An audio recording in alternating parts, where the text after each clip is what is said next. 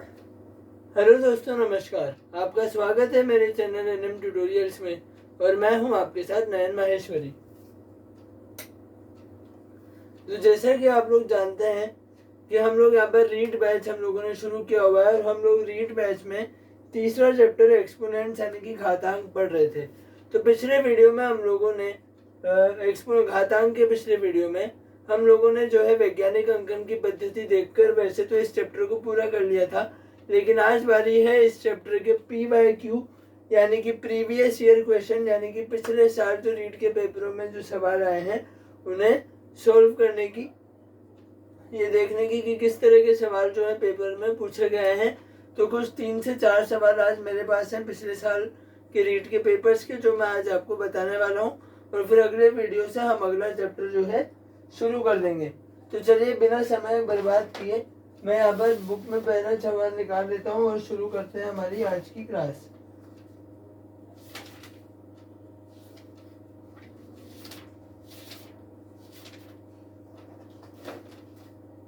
तो पहला सवाल देखते हैं हम, जो कि हमारे आया हुआ है रीट 2021 में। क्वेश्चन 1 देखते हैं जो कि रीट 2021 में आया हुआ है।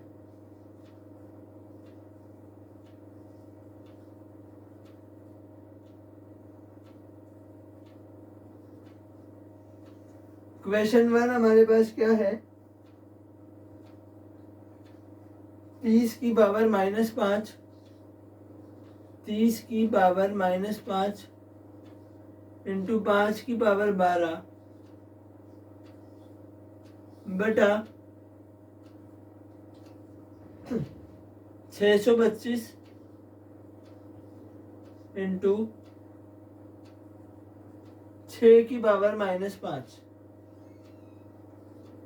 का मान है, का मान है।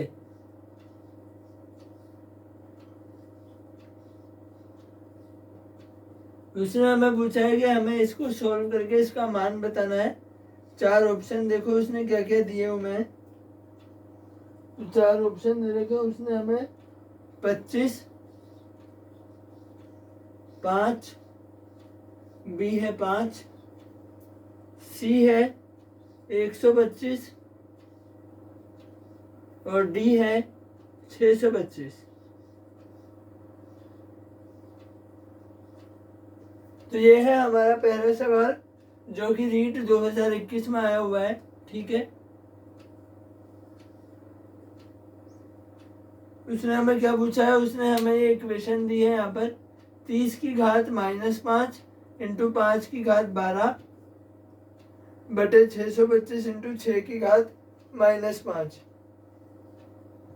अब जो मैंने वीडियो बनाया था यहाँ पर घातांकी के नियमों वाला, लॉस ऑफ एक्सपोनेंट्स वाला मेरा जो वीडियो है, जो घातांक चैप्टर का जो सेकंड वीडियो आया था, उसमें हम लोगों ने घातांक से संबंधित 3-4 नियम देखे थे।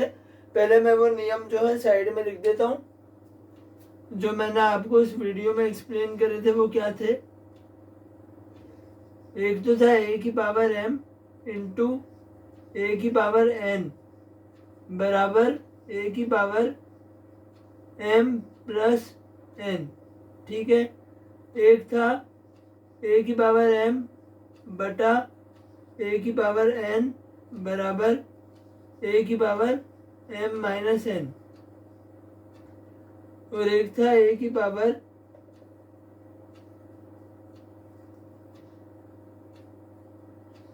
m नहीं, a की पावर -m था।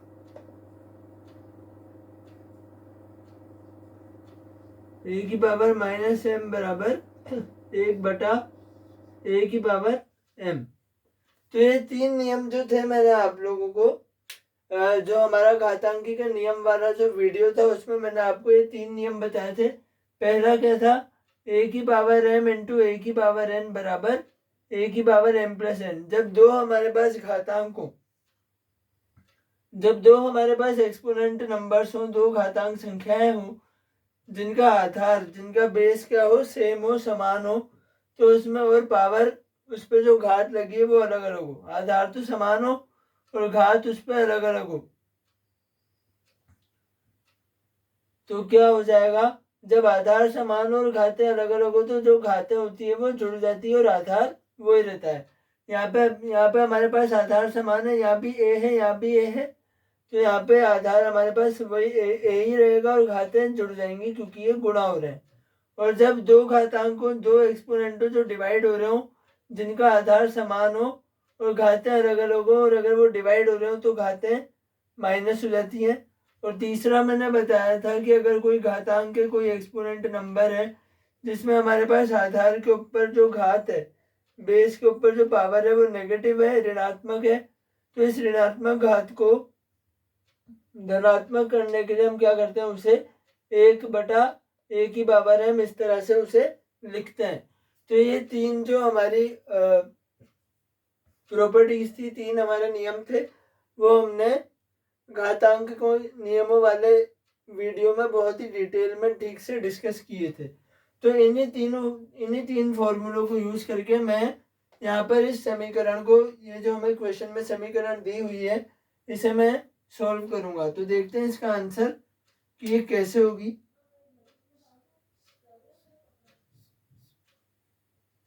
इसका आंसर देख लेते हैं। क्या लिखा हुआ है यहाँ पर, 30 की पावर -5, ठीक है, 30 की पावर -5 इंटू 5 की पावर 12 बटा 625 इंटू 6 की घात -5। तो सबसे पहले देखो, सबसे पहले है 30 की घात -5, ठीक है, 30 की घात -5 है, घात क्या है, ऋणात्मक है, पावर क्या है, नेगेटिव है, ठीक है, घात क्या है, ऋणात्मक है, पावर नेगेटिव है। तो पावर नेगेटिव जब होती है, जब ऋणात्मक घात होती है, तो पहले उसे सोल्व करने के लिए नेगेटिव पावर तो सोल्व नहीं होती, नेगेटिव पावर को पॉजिटिव पावर में बदलना पड़ता है, ऋणात्मक घात को धनात्मक घात में बदलना पड़ता है। और ऋणात्मक घात को धनात्मक घात में बदलने के लिए उस नेगेटिव पावर वाले एक्सपोनेंट को हम कैसे लिख देते हैं, 1 करके लिख देते हैं। जब वो 1 के बटा में आता है, जब वो भिन्न में आता है, तो पावर घात क्या हो जाती है, धनात्मक हो जाती है। तो यहाँ पर 30 की पावर -5 दे रखा है। इसे अगर ये -5 जो घात है, ये ऋणात्मक घात है, अगर इसे हमें पॉजिटिव करना है, धनात्मक घात करनी है, तो क्या हो जाएगा, हमें इसे यहाँ पर नीचे की तरफ लाना पड़ेगा। अगर ये 30 की घात -5 को हम ये नीचे हर में लिखेंगे, डिनोमिनेटर में लिखेंगे, तो पावर कैसी आ जाएगी, पॉजिटिव आ जाएगी। तो ऊपर तो हमारे पास क्या बचा, 5 की पावर 12, ठीक है, 5 की पावर 12 बटा ये 625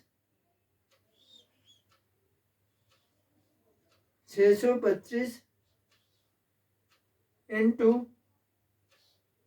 मैं लिख देता हूँ 30 की घात 5, ठीक है, मैंने लिख दिया यहाँ पर 30 की घात 5 लिख दी मैंने यहाँ पर, ठीक है। अब यहाँ पे नीचे देखो, 5 की घात 12 तो ऐसा का ऐसा, 625 ऐसा का ऐसा, अब बचा 6 की घात -5, यहाँ भी ऋणात्मक घात है, नेगेटिव पावर है, ठीक है, यहाँ भी ऋणात्मक घात है। तो अब इस ऋणात्मक घात को धनात्मक करने के लिए हम क्या करेंगे, इस ऋणात्मक घात को धनात्मक करने के लिए हम क्या करेंगे, जब ऊपर न्यूमरेटर में अंश में ऋणात्मक घात थी तो वो नीचे आ गया, जब न्यूमरेटर में नेगेटिव पावर थी तो वो डिनोमिनेटर में आ गया, तो पॉजिटिव पावर हो गई। वैसे ही अब डिनोमिनेटर में हर में ऋणात्मक घात है, हर में ऋणात्मक घात है, तो वो ऊपर चला जाएगा। भाई यहाँ पे मैंने लिखा है a की पावर -m बराबर 1/a की पावर m। अगर मैं यहाँ से माइनस हटा दूं तो क्या मैं इसको ऐसे भी तो लिख सकता हूँ, इसका उल्टा भी तो सही हो सकता है, a की घात m बराबर 1/a की पावर -m, ये भी तो हो सकता है। अगर यहाँ पे माइनस है तो नीचे जाके प्लस, और अगर यहाँ पे प्लस है तो नीचे डिनोमिनेटर में जाके माइनस। तो यहाँ पे हमें क्या दे रखा है, यहाँ पे हमें उसने 6 की पावर -5 दे रखा है, यहाँ पे नीचे की तरफ a की पावर -m उसने नीचे की तरफ लिख रखी है, हर में लिख रखी है 1/6 की पावर -5। तो इसकी पावर को पॉजिटिव करने के लिए, धनात्मक करने के लिए क्या करना है, इसे नॉर्मली इसे ऊपर ले जाओ और क्या लिख दो, a की घात m में बदल दो। मतलब यहाँ पे 5 की घात 12 था, इसके गुणा में आ जाएगा 6 की घात 5, ठीक है। यहाँ पर 5 की पावर 12 और ये ऊपर चली गई, क्या आ गया 6 की पावर 5। तो अब क्या हो जाएगा, अब देखो ये नेगेटिव पावर तो हमने सॉल्व कर ली, इसको तो हमने पॉजिटिव में बदल दिया। अब बात करते हैं 625 और 30 की। गणना को आसान, कैलकुलेशन को आसान करने के लिए हमें यहाँ पे 625 और 30 को भी थोड़ा सा चेंज करना पड़ेगा। कैसे करेंगे? 625, मुझे एक बात बताओ कि हम लोगों ने जो पहली क्लास पढ़ी थी एक्सपोनेंट की, पहली जो हमारी क्लास थी घातांक की, उसमें मैंने आपको 1 से लेके 20 तक के क्यूब लिखवाए थे, घन लिखवाए थे, घनों के मान लिखवाए थे। तो उसी में मैंने आपको 5 का क्यूब भी लिखवाया था। 5 का क्यूब मैंने आपको क्या लिखवाया था, 5 का क्यूब लिखवाया था मैंने आपको। 5 का क्यूब कितना होता है 125। 5 का क्यूब कितना होता है 125 हमने लिखा था। 5 का क्यूब कितना है 125। तो अब ये बताओ यहाँ पे कितना है 625।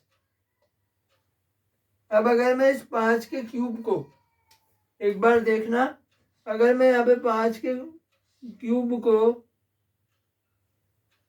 ब्रैकेट नहीं लगाते, 5 के क्यूब को, 1 मिनट रुको,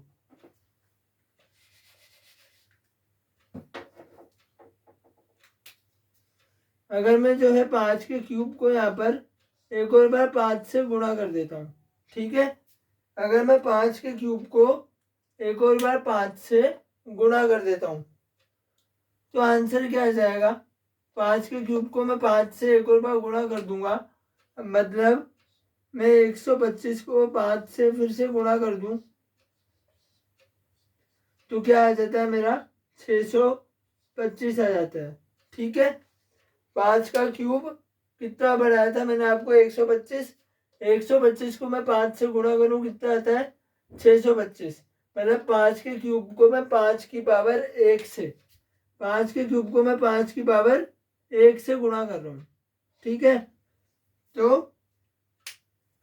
5 के क्यूब को 5 की पावर 1 से गुणा कर रहा हूँ।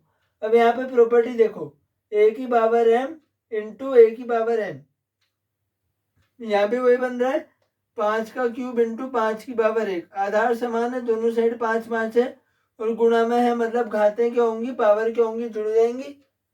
तो पावर जुड़ेंगी तो ये कितना बनेगा 5 की पावर 4, ये कितना बनेगा 5 की पावर 4, ठीक है। 5 का क्यूब हमें बताया 125 होता है और 5 की पावर 1, तो 3 प्लस 1 कितने हो गए 4, ठीक है। आधार समान है, दोनों तरफ 5 और 5 है तो पावर जुड़ जाएगी, बेस सेम है तो पावर ऐड हो जाएगी।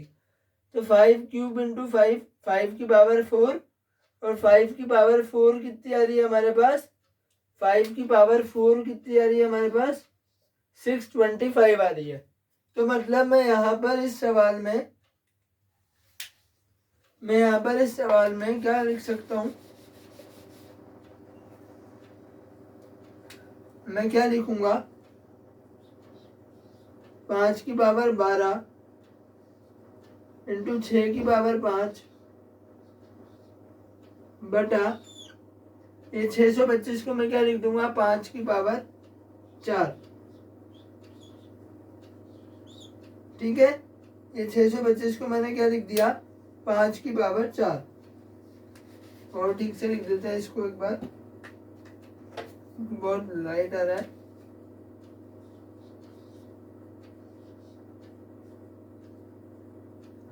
इसको क्या लिख दिया मैंने 5 की पावर 4।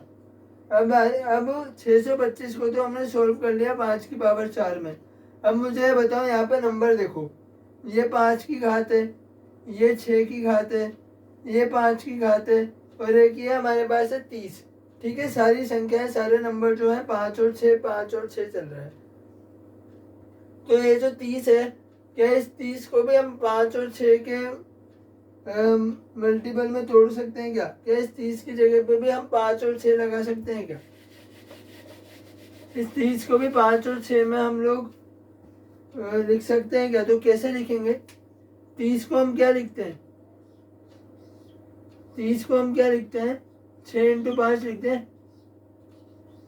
30 को हम 6 इंटू 5 लिख सकते हैं, 6 पंजे 30। तो मैं यहाँ पे 30 की जगह वही लिखूंगा, इंटू 6 इंटू 5 की पावर 5। ठीक है, 30 को हमने क्या लिख दिया, 6 इंटू 5। 30 को 6 इंटू 5 को लिखा क्योंकि यहाँ भी 5 की घात है, यहाँ भी 6 की घात है, यहाँ भी 5 की घात है। यहाँ 5 की पावर 12, 6 की पावर 5, 5 की पावर 4, सब 5 और 6 की पावर चल रही है। तो इसको सोल्व करने के लिए हमने 30 को भी 5 और 6 के 5 और 6 में तोड़ लिया। ठीक है, 6 इंटू 5 कर दिया ताकि कैलकुलेशन आसान हो जाए। तो अब क्या करेंगे, इसको मिटा देता हूँ। अब क्या करेंगे, ये स्टेप सबको समझ में आ गई होगी। अब क्या करेंगे, अब देखो यहाँ पे क्या है, 6 इंटू 5 की पावर 5। ठीक है, तो मैं इसको अलग अलग भी लिख सकता हूँ, या फिर उससे पहले हम एक चीज कर लेते हैं। यहाँ पे देखो 5 की पावर 12 है और 5 की पावर 4 है। ठीक है, तो ऊपर 12 है, नीचे 4 है, ये वाली प्रॉपर्टी बन रही है। देखो आधार समान है, बेस सेम है, यहाँ भी 5 है, यहाँ भी 5 है। ये ए और ए की पावर m बटा ए की पावर n कितना हो जाएगा, m माइनस n हो जाएगा। तो क्या हो जाएगा, 5 की पावर 12 बटा 5 की पावर 4। तो 12 में से 4 गए तो कितने आ जाएंगे ऊपर, इसको मैं यहाँ लिख रहा हूँ, 5 की पावर 12 और 5 की पावर 4, ए की पावर m बटा ए की पावर n। 12 में से 4 गए, ऊपर आ गया 5 की पावर 8। ठीक है, 5 की पावर 8 आ गया हमारे पास, इंटू 6 की पावर 5, ऐसा का ऐसा है, बटा अब नीचे क्या हुआ, ये 6 इंटू 5 जो लिख रहा है, दोनों की पावर 5 है, 6 इंटू 5 की पावर 5 है। अब देखो क्योंकि ये दोनों संख्याएं 6 और 5 गुणा में है ना, ये दोनों संख्याएं गुणा में है, 6 और 5 जो है मल्टीप्लाई हो रहे हैं यहाँ पे। ठीक है, यहाँ पे प्लस और माइनस का साइन तो नहीं है, मल्टीप्लाई हो रहा है। तो एक बात याद रखना कि जब भी दो नंबर हो अंदर, दोनों की पावर सेम है और दोनों नंबर जो है मल्टीप्लाई हो रहे हैं या तो डिवाइड हो रहे हैं, या तो मल्टीप्लाई हो रहे हैं या डिवाइड हो रहे हैं, दो नंबर और दोनों पे सेम पावर है, तो दोनों को हम अलग अलग करके लिख सकते हैं। तो कैसे लिख देंगे इसको, 6 की पावर 5 इंटू 5 की पावर 5। ठीक है, कैसे लिख देंगे, 6 की पावर 5 इंटू 5 की पावर 5, क्योंकि ये दोनों 6 और 5 जो है मल्टीप्लाई में है। अगर यहाँ पे 6 प्लस 5 होता या यहाँ पे 6 माइनस 5 होता तो पहले हमें सोल्व करना पड़ता, पहले प्लस माइनस करते उसके बाद पावर लगाते। लेकिन क्योंकि यहाँ पे मल्टीप्लाई है तो मल्टीप्लाई में हम क्या कर सकते हैं, इन दोनों नंबर्स पर अलग अलग पावर लगा सकते हैं। तो क्या करा मैंने, इसको तो 5 की पावर 12 बटा 5 की पावर 4 को तो सॉल्व करके क्या बना दिया, 5 की पावर 8। ठीक है, ये 6 की पावर 5 ऐसा का ऐसा, उसके बाद 6 इंटू 5 की पावर 5 थी, इसे अलग अलग करके लिख लिया। अब देखो ये 6 की पावर 5 से ये 6 की पावर 5 कैंसिल हो गया। ठीक है, ये दोनों ऊपर नीचे कैंसिल हो गए। अब क्या बचा, 5 की पावर 8 अपॉन 5 की पावर 5, 5 की घात 8, 5 की घात 5। फिर से वही चीज बन गई, ए की पावर m बटा ए की पावर n। आधार समान है, बेस सेम है, यहाँ भी 5 यहाँ भी 5, तो पावर क्या हो जाएंगी, पावर माइनस हो जाएंगी। तो 5 की पावर कितना आ जाएगा, 8 माइनस 5, तो कितना बन जाएगा, 5 का क्यूब बन जाएगा।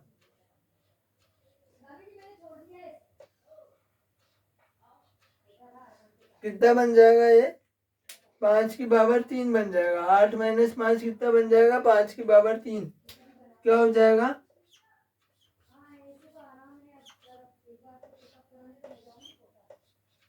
125। ठीक है, 5 की पावर 3 कितना है, 125। तो आंसर कितना आ गया हमारे पास, 125 आ गया। इसको मैं दूसरे मार्कर से लिख देता हूँ, राइट हो गया।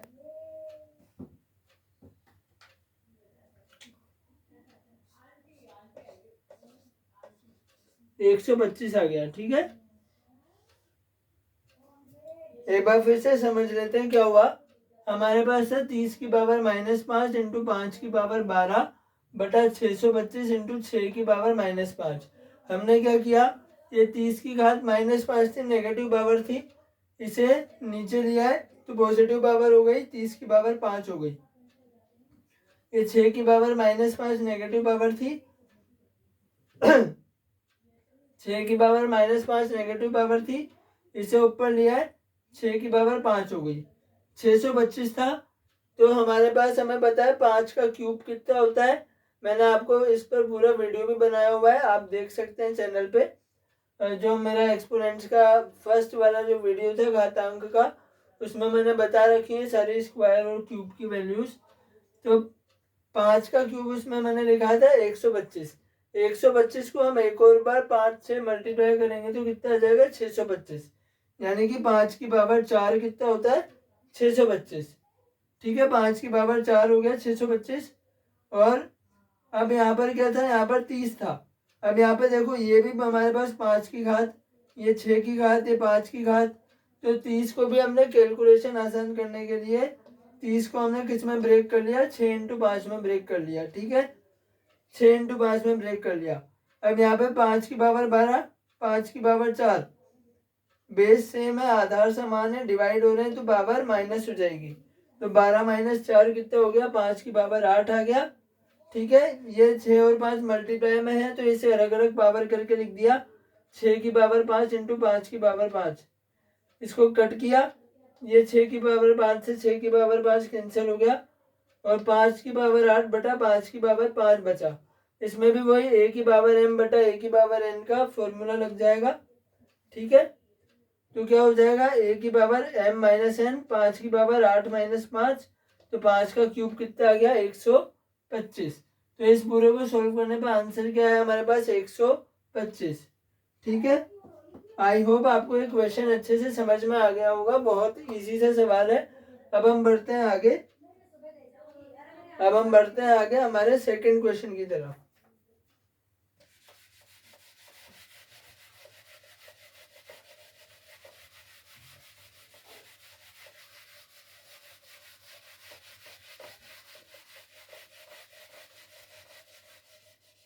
ये जो 3 प्रॉपर्टीज हैं ये मैं मिटा रहा हूँ, पर आपको याद रखनी है। ठीक है, मैंने पूरा वीडियो भी इस पर बना रखा है जिसमें मैंने समझा रखी है सारी प्रॉपर्टीज, और इन्हीं प्रॉपर्टीज पे बेस्ड जो है सवाल आते हैं पेपरों में। अब मैं देख लेता हूँ जो सेकंड क्वेश्चन।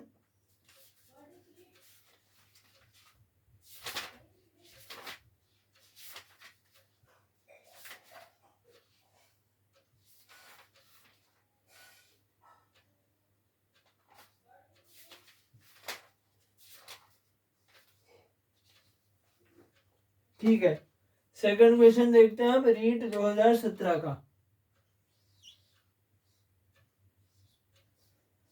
क्वेश्चन 2 है हमारे पास। क्वेश्चन 2 क्या है, क्वेश्चन 2 आया था हमारे पास रीट 2017 में, रीट 2017। तो क्वेश्चन 2 क्या है देखते हैं। यदि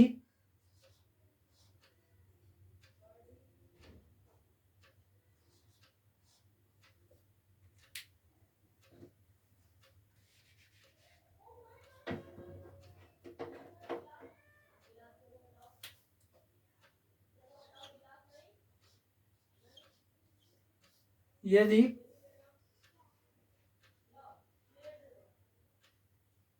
क्या लिखा हुआ है,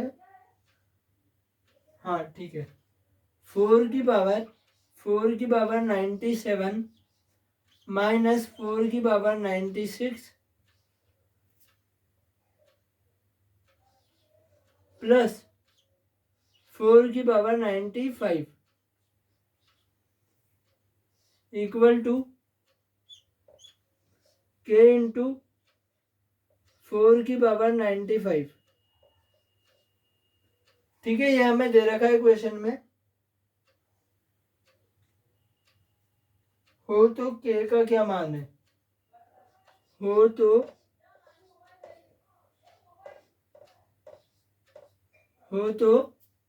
k का मान क्या है, k का मान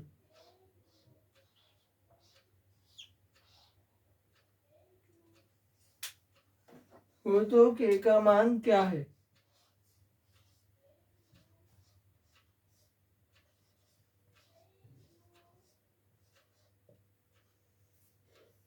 ऑप्शन क्या है हमारे पास, पहला ऑप्शन 16,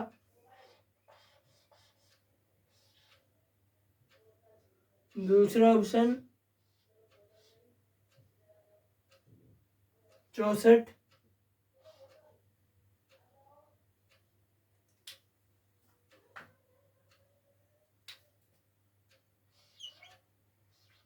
दूसरा ऑप्शन 64,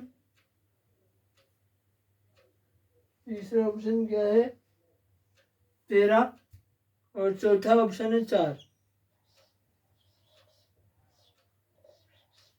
ठीक है, तो ये हमारे पास क्वेश्चन है, रीट 2017 में आया हुआ। किसमें, रीट 2017 में आपसे पूछा गया था।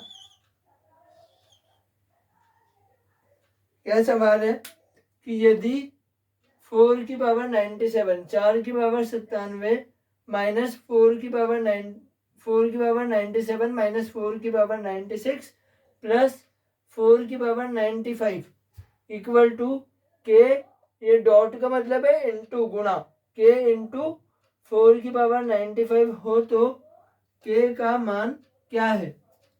यदि 4 की पावर 97 माइनस 4 की पावर 96 प्लस 4 की पावर 95 इक्वल टू के इंटू 4 की पावर 95 हो तो के का मान क्या है। ठीक है, हमें इसको सोल्व करके के की वैल्यू बतानी है। तो कैसे सोल्व होगा ये, क्या हम यहाँ पे 4 की पावर 97, 4 की पावर 97 क्या कोई जानता है कितनी होती है, या फिर 4 की पावर 96 कोई जानता है, या फिर 4 की पावर 95 कोई जानता है, कोई भी नहीं जानता। अब इसको वहाँ पे मल्टीप्लाई करने थोड़ी बैठेंगे कि 4 को पहले 95 टाइम्स 95 बार गुणा करो, फिर 96 बार गुणा करो, फिर 97 बार गुणा करो, इतना मल्टीप्लाई करने वहाँ थोड़ी बैठेंगे।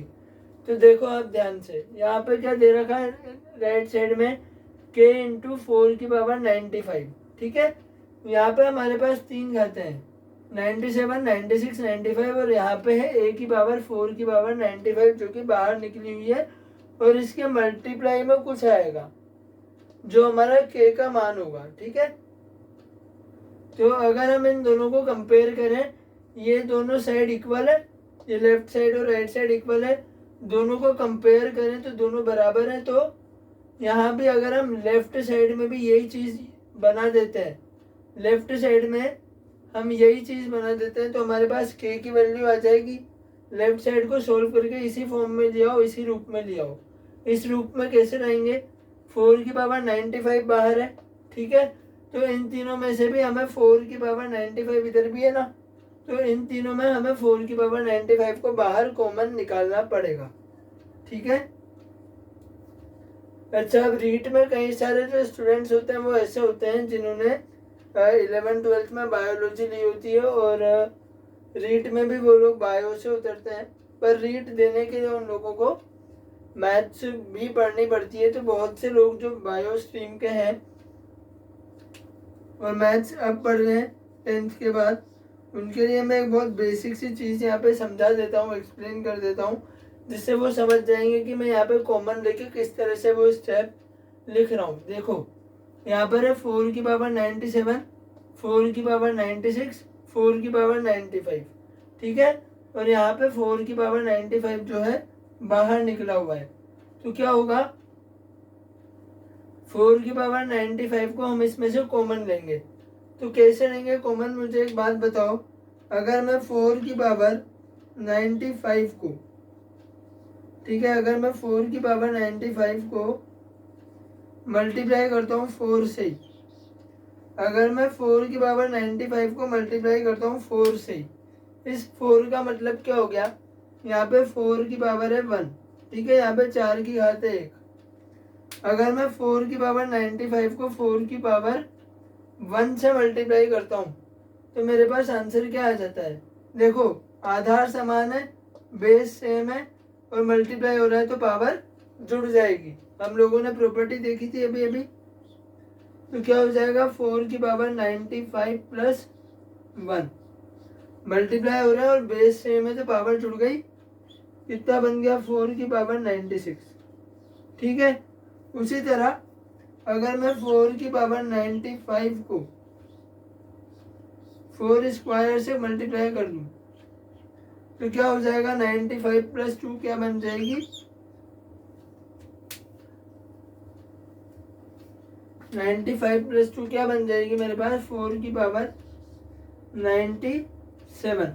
ठीक है, जब 4 की पावर 95 को 4 की पावर 1 से करा तो 95 प्लस 1 96 हो गया और 4 की पावर 95 को 4 स्क्वायर से करा तो 95 और 2 97 हो गया।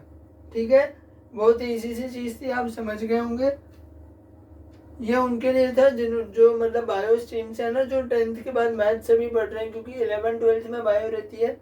उसके बाद जब वो बीएससी करते हैं तो बीएससी में भी उनके बॉटनी और जूलॉजी आ जाते हैं। जब वो रीट देने के लिए, शिक्षक बनने के लिए उतरते हैं तो उसके बाद 10th के बाद वो मैथ्स यहाँ पे पढ़ते हैं। तो कई सारे बच्चे होते हैं जो बेसिक जो नॉर्मल कॉन्सेप्ट है उनको भी भूल जाते हैं। तो ये उनके लिए मैंने बताया, बाकी जो मैथ्स वाले स्टूडेंट्स हैं वो तो जानते ही होंगे। तो अब इस क्वेश्चन को सॉल्व करते हैं, इस क्वेश्चन पे आते हैं। यहाँ पे देखो 4 की पावर 95 बाहर निकला हुआ है। ठीक है, तो हम लोग भी यहाँ से 4 की पावर 95 को बाहर निकाल लेते हैं। ये हमने 4 की पावर 95 को बाहर निकाल दिया। ठीक है, तो अंदर क्या बचा? 4 की पावर 95, यहाँ पे है 4 की पावर 97। तो 97 में से मैंने अगर 95 बाहर निकाल लिए, अंदर कितने बच जाएंगे? 4 स्क्वायर। फिर यहाँ से मैंने 4, यहाँ पे कितना है? 4 की पावर 96। 4 की पावर 96 को मैंने 4 की पावर 96 में से मैंने 4 की पावर 95 बाहर निकाल लिया, तो अंदर कितने बच जाएंगे? -4 की पावर 1। ठीक है, और इधर 4 की पावर 95 ही है तो इधर कितना बन जाएगा? +1। ठीक है, सबको समझ में आ गया होगा कैसे निकाला? 97 में से 95 निकाला तो 2 बचे, 96 में से 95 निकाला तो 1 पावर बची, और 95 तो 4 की पावर 95 को 1 से कर दो तो क्या आएगा? 4 की पावर 95 ही आएगा। ठीक है, बराबर में यही चल रहा है, k इंटू 4 की पावर 95। ठीक है, बराबर में हमारे पास यही चल रहा है। अब देखो 4 की पावर 95 इधर भी बाहर आ गया, 4 की पावर 95 इधर भी बाहर आ गया, तो ये क्या हो जाएंगे? ये कैंसिल हो जाएंगे। ठीक है, ये कैंसिल हो गए। अब हमारे पास क्या बचा? अब बचा है के, और के की वैल्यू जो भी इसको सॉल्व करने पे आएगा वो, तो देख लेते हैं, इसको सॉल्व कर लेते हैं बस। अब तो इजी हो गया। तो के बराबर 4 स्क्वायर कितना होता है? 16, 4 का स्क्वायर 16 -4 की पावर 1 4,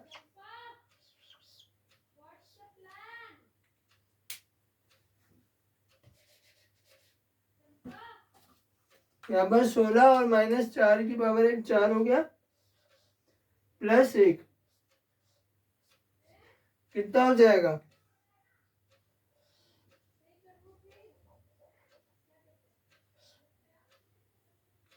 16 -4 + 1 कितना हो जाएगा? 16 + 1 17, 17 -4 13 हो गए। तो आंसर कितना आ जाएगा? 13। ठीक है, आंसर कितना आ गया इसका? 13। एक बार फिर से समझ लो, हमारे पास था 4 की पावर 97 -4 की पावर 96 प्लस 4 की पावर 95 इक्वल टू के इंटू 4 की पावर 95।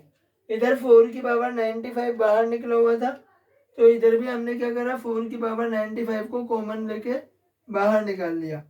कॉमन लेके बाहर निकालो तो अंदर कितना बचा, 4 की पावर 97 था, 97 में से 95 बाहर निकाला, अंदर क्या बचे, 2 पावर बची 4 स्क्वायर। फिर 4 की पावर 96 था, 96 में से 95 बाहर निकाल दिया, अंदर क्या बची 4 की पावर 1, 1 पावर, प्लस 4 की पावर 95 भी बाहर निकाल दिया तो अंदर क्या बचा, 1 बचा। अच्छा कोई भी यहाँ पे 0 मत लिख देना, 1 बचा, क्योंकि इसको मल्टीप्लाई करेंगे ना, 4 की पावर 95 को 1 से मल्टीप्लाई करेंगे तब जाके जो 4 की पावर 95 आएगा। यहाँ पे 0 लिखने की गलती कोई मत करना।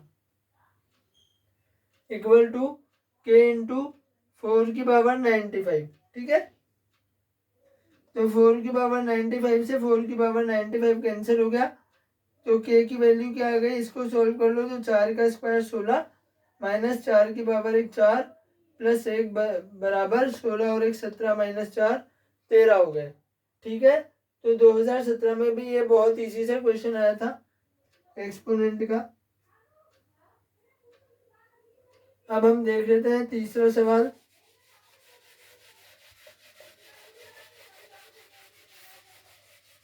बहुत इजी क्वेश्चन था, समझ में आ गया होगा।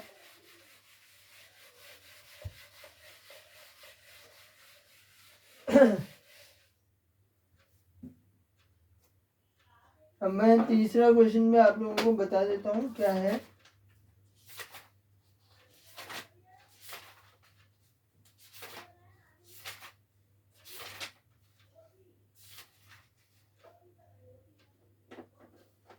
हमारे पास कौन से साल का पेपर है ये, 1 मिनट, 2015, हाँ ठीक है। तो अब बात करते हैं तीसरे सवाल की, क्वेश्चन 3। तीसरा सवाल हमारे पास क्या है, यह है हमारे पास रीट 2015 का, रीट 2015 क्या क्वेश्चन है,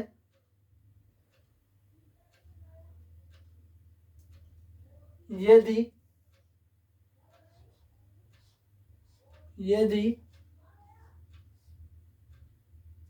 उससे लिखता हूँ, ये बहुत ज्यादा चल रहा है।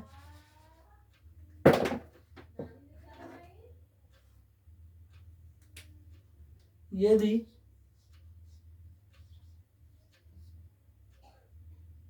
√3 की पावर 5, √3 की power 5 into 9 square, into 9 square बराबर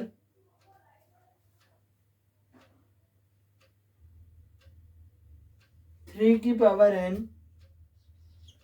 3 की पावर n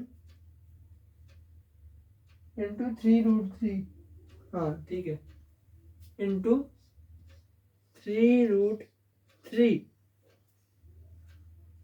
हो तो n का मान क्या होगा, हो तो n का मान क्या है,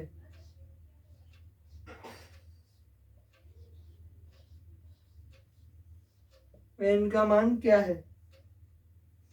यदि √3 की पावर 5 इंटू 9 स्क्वायर बराबर 3 की पावर n इंटू 3√3, अगर ये हमें दे रखा है तो n का मान क्या है, n, इस n का मान निकालना है हमें सवाल में, ठीक है।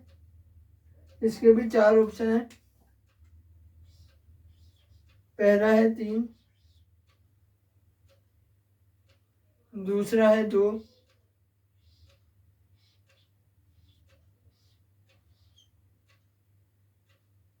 तीसरा है 5 और चौथा है 6।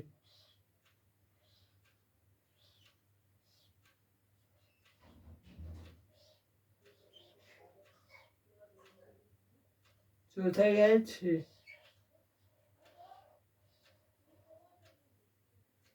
ठीक है। आई होप दिख रहा होगा आपको अच्छे से।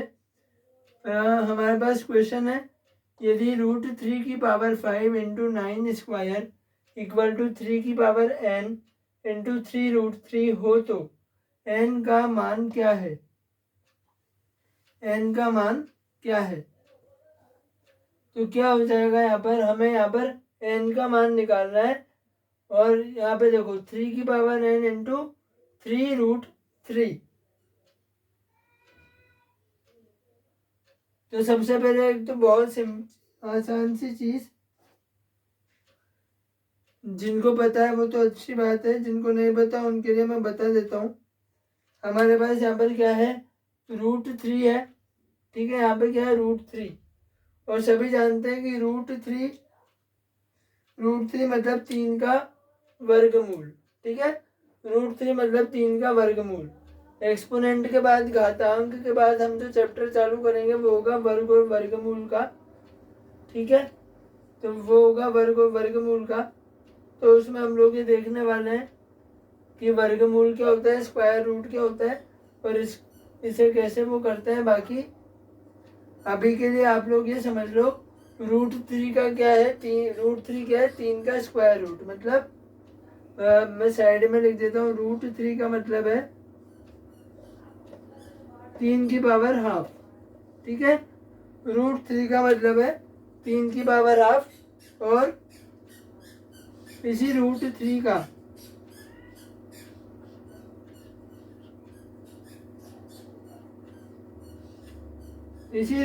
का अगर हम स्क्वायर करते हैं,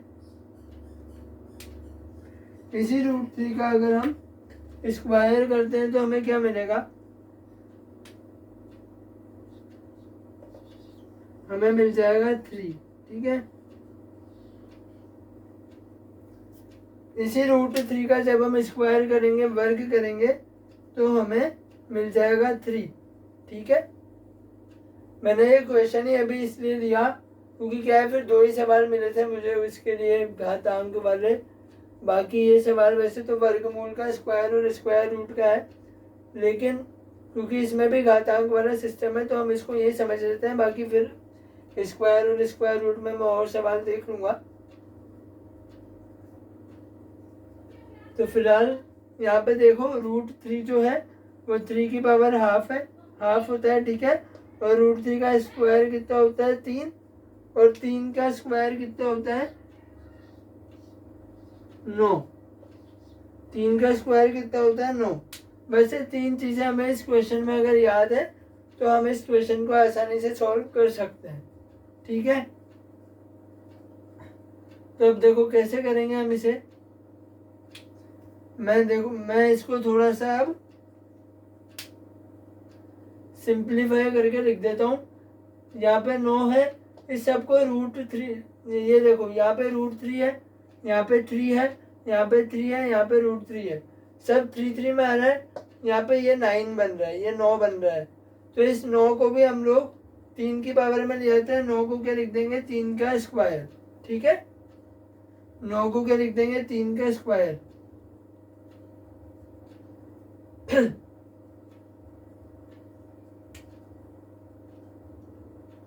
हमें सब कुछ क्या बनानी है, हमें क्योंकि यहाँ पे देखो 3 की पावर n पता करना है ना, हमें 3 की पावर n निकालना है। हमें क्या करना है, हमें 3 की पावर n निकालना है। तो हमें यहाँ दूसरी तरफ भी सारी जो वैल्यूज है वो 3 की पावर में लानी पड़ेंगी।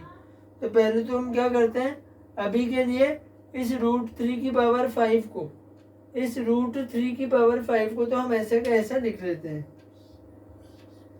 ये लिख लिया मैंने, √3 की पावर 5, ठीक है।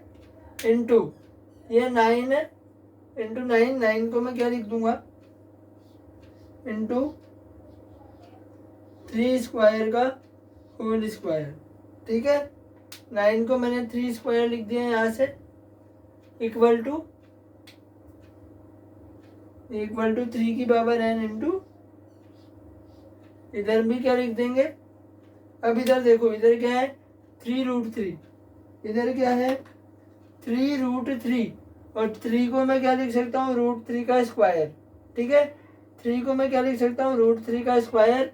और √3 का स्क्वायर, √3 का स्क्वायर और √3 जब मल्टीप्लाई होंगे, यहाँ ऊपर लिख देता हूँ मैं, √3 का स्क्वायर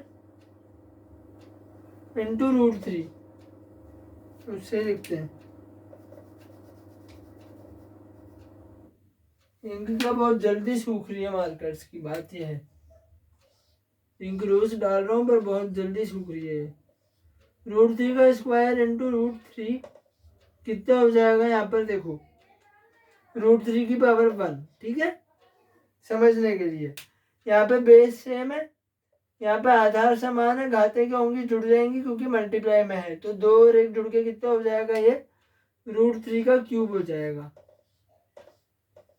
कितना हो जाएगा, रूट थ्री का क्यूब हो जाएगा। ठीक है, रूट थ्री का क्यूब हो जाएगा। तो यहाँ पे क्या लिख दूंगा मैं, 3 की पावर n इंटू ये 3 को क्या लिखा, रूट थ्री का स्क्वायर, और ये रूट थ्री की पावर वन, घाते जुड़ी क्या बना, रूट थ्री का क्यूब, रूट थ्री का क्यूब बन गया। अब देखो यहाँ पे तो क्या है, रूट थ्री का क्यूब, और यहाँ पे क्या है, रूट थ्री की पावर फाइव। अब यहाँ पे देखो रूट थ्री का जो क्यूब है वो मल्टीप्लाई में है, रूट थ्री का क्यूब इधर मल्टीप्लाई में है, गुणा में है, इस साइड आएगा तो डिवाइड में आएगा, तो इस साइड अगर डिवाइड में आएगा तो रूट थ्री की पावर फाइव है और रूट थ्री की पावर थ्री है। सोचना एक बार, रूट थ्री की पावर फाइव है, रूट थ्री की पावर थ्री है, इसको मैं इधर लेके आया डिवाइड में, तो रूट थ्री की पावर फाइव और रूट थ्री की पावर थ्री को अगर मैं डिवाइड करूं तो हमारे पास फॉर्मूला लगेगा ए की पावर एम, ए की पावर एम और ए की पावर एन। देखो आधार समान है, रूट थ्री ए की पावर एम और ए की पावर एन बन रहा है। ठीक है, डिवाइड होंगे तो क्या हो जाएगा, 5 माइनस 3, डिवाइड होंगे तो क्या बन जाएगा, 5 माइनस 3, तो कितना आ जाएगा, रूट थ्री का स्क्वायर बन जाएगा। इधर कैसे बना, इधर 5 था, इधर 3 था, रूट थ्री की पावर 5 थी, इधर रूट थ्री की पावर 3 थी। ठीक है, तो इधर ये डिवाइड में आया तो 5 माइनस 3 कितना हो गया, 2। तो डिवाइड में आया तो बेस सेम थे, आधार समान थे, आधार समान थे तो घाते हैं माइनस हो गई, 5 माइनस 3 कितना हो गया, 2 हो गया। तो रूट थ्री का स्क्वायर इंटू रूट थ्री का स्क्वायर। अब मैंने जब आपको घातांक के नियम पढ़ाए थे उस वीडियो में मैंने आपको बताया था कि जब भी ऐसा लिखा हो कि 3 की घात में 2 और इस पूरे की घात में 2, ठीक है, 3 की पावर में 2 और इस पूरे की पावर में 2, जब भी ऐसा लिखा हो तो क्या होता है, यहाँ पे पावर्स जो होती हैं वो मल्टीप्लाई हो जाती हैं, गुणा हो जाती हैं। तो यहाँ पे भी 2, यहाँ पे भी 2, 2 दूनी 4, तो ये कितना बन जाएगा, 3 की पावर 4 इक्वल टू 3 की पावर n, 3 की पावर n, बस यहाँ पे तो 3 की पावर n ही बचा, इधर तो n की वैल्यू हमें निकालनी है ना, हमें n की वैल्यू निकालनी है, हमें ये n की वैल्यू ही निकालनी है। तो अब बस इधर को सोल्व कर देंगे। तो रूट थ्री का स्क्वायर क्या होता है, देखो रूट थ्री का स्क्वायर होता है 3, ठीक है, तो 3 इंटू 3 की पावर 4 बराबर 3 की पावर n, 3 इंटू 3 की पावर 4 बराबर 3 की पावर n।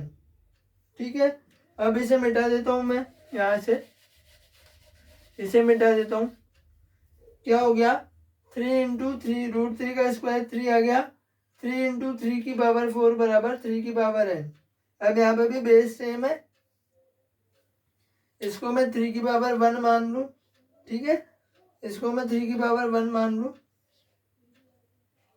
तो 3 की पावर 1 इंटू 3 की पावर 4, तो बेस सेम है, आधार समान है, घातें क्या हो जाएंगी, जुड़ जाएंगी, 1 प्लस 4 कितनी हो गई, तो कितना आ गया, 3 की पावर n बराबर, ये 1 प्लस 4 कितना हो गया, 3 की पावर 5, तो n कितना आ गया यहाँ से 5, n कितना आ गया यहाँ से 5, तो आंसर क्या हो जाएगा 5। ठीक है, आंसर क्या हो जाएगा यहाँ पर 5।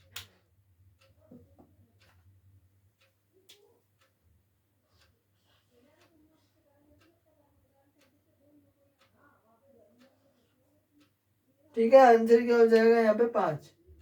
कैसे होगा फिर समझ लो। √3 की पावर 5 थी इंटू 9 स्क्वायर इक्वल टू 3 की पावर n इंटू 3√3 ये दे रखा था। तो पहले तो √3 की पावर 5 को ऐसा का ऐसा लिखा, 9 को हमने क्या लिख दिया, 3 का स्क्वायर लिख दिया, 3 का स्क्वायर हो गया ये, ठीक है, एक ये स्क्वायर और 9 को 3 का स्क्वायर, ठीक है। 3 की पावर n ऐसा का ऐसा लिखा। यहाँ पे 3 को मैंने क्या लिख दिया, √3 का स्क्वायर। 3 क्या है, √3 का स्क्वायर और ये √3, तो बेस सेम है, पावर जुड़ जाएंगी क्योंकि मल्टीप्लाई हो रहा है। तो 2 + 1 3 हो गया, है ना।